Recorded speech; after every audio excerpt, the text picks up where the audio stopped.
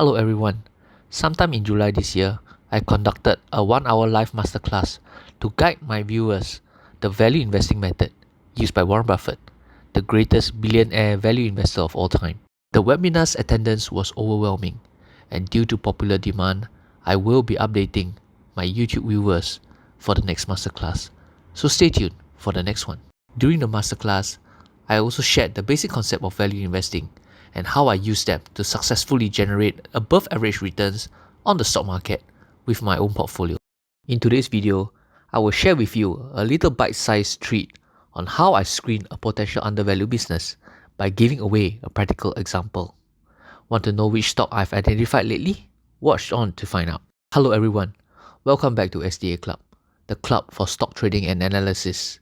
This channel is dedicated to providing you with high-quality tutorials, guides, and insights that demystify the world of trading. Join us as we will share more trading secrets and valuable insights.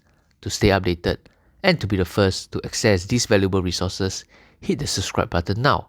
By subscribing, you're opening the door to the world of trading and maximizing your potential for success. Before we dive in, here's a quick disclaimer. The information in this video is for educational purposes only. It's not a call to buy or sell. Recently, I identified a company called Novo Nordisk. The stock trades in the New York Stock Exchange and is recently down 58% in the past 1 year as of 2nd September's closing price. So, who is Novo Nordisk and what does the company do? Novo Nordisk is a Danish multinational pharmaceutical company.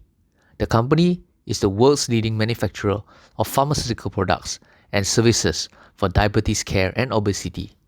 In 1922, August Krug, a professor at the University of Copenhagen, went on a lecture tour to North America after receiving the Nobel Prize in Physiology and Medicine.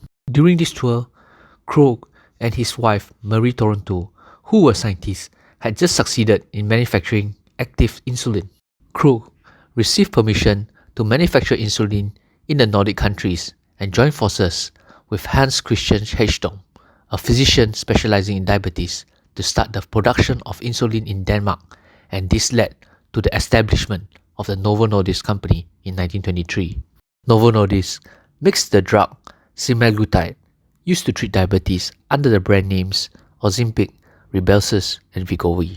Let's study the total addressable market potential for a company like Novo Nordisk. The total number of adults living with obesity was predicted to increase significantly between 2010 and 2030, with the World Obesity Federation's 2025 study showing a projection of more than 115% increase, reaching 1.13 billion people globally. While the number of people living with diabetes has doubled since 1990, and the growth rate is not slowing. By 2050, the number of adults with diabetes is predicted to rise to 1.2 billion people globally. This means 1 in 9 adults will be living with the condition. These studies indicate a huge opportunity for Novo Nordisk and its competitors. So, who are Novo Nordisk's competitors?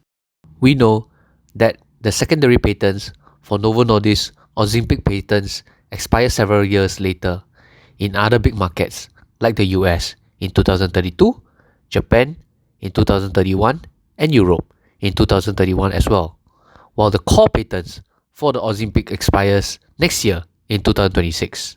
We could therefore expect to see more generic versions of the drug in the near future.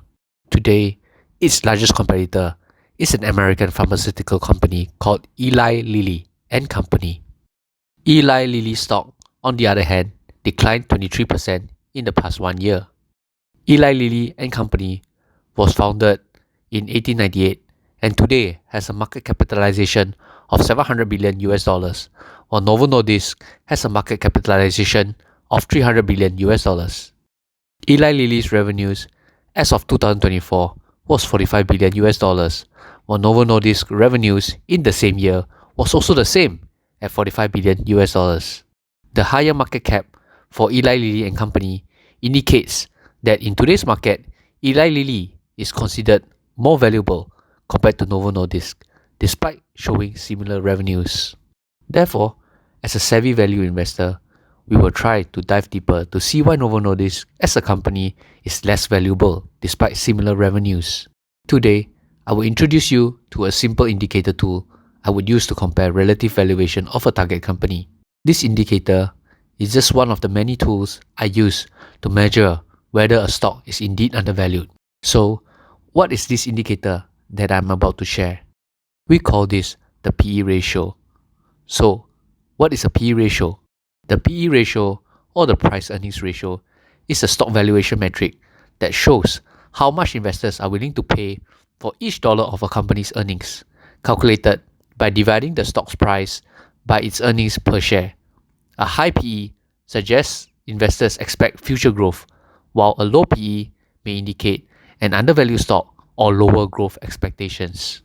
Today, Novo Nordisk's PE ratio is at 14 times, while Eli Lilly's PE ratio is at a whopping 48 times.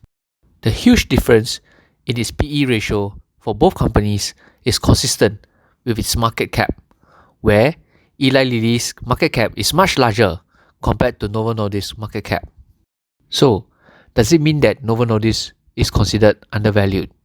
Well, this might not be true, because a PE ratio that is lower than its competitors could mean lower growth expectations, or what we call a value trap.